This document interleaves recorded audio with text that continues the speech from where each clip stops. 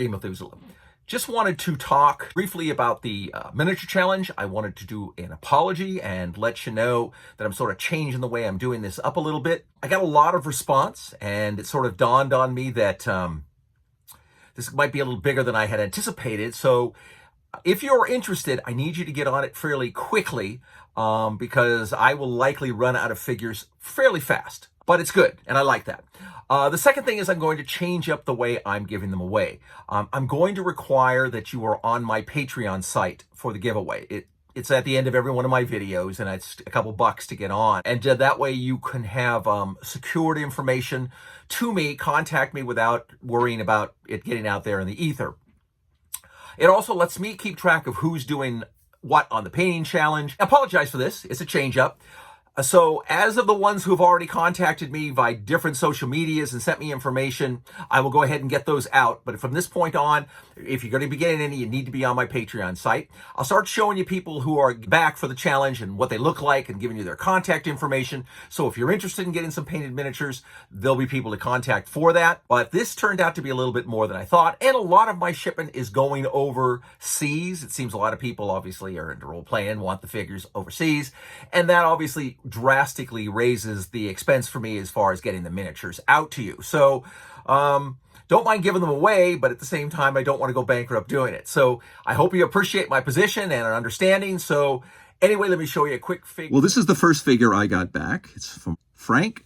If you're interested in seeing more of his miniatures, he's on Instagram at ledarmy, led.army.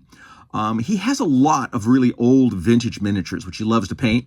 He also does commission work, so maybe if you have some old stuff you'd like painted by him, figures that he might have that you might want to try to buy. I'm not sure how much he sells of his own stock, but he does have a lot of really old and cool vintage miniatures, and he does a nice job, as you should see, painting it. This is a mid-'80s Grenadier figure, what I would call substantially more modern than a lot of the vintage figures that people are sending out from the 70s. But it was a figure that he wanted to paint for me, and I didn't like it, and that's why I think why he wanted to paint it. It was a figure I had. I told him I wasn't happy with it. I'd had it for a long time, never painted it because I thought, just not my cup of tea.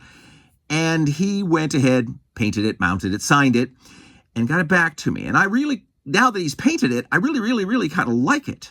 It's an interesting figure. I love the concept of the long beard that rolls all the way around the old dwarf and the chrome dome, which I can appreciate. And so give Frank a look-see on Instagram and see if you like some of his figs. That way you can see other things he's painted. You can see a lot more old vintage figures because pretty much most of what he paints is really vintage. So it's good to take a look and see what you like.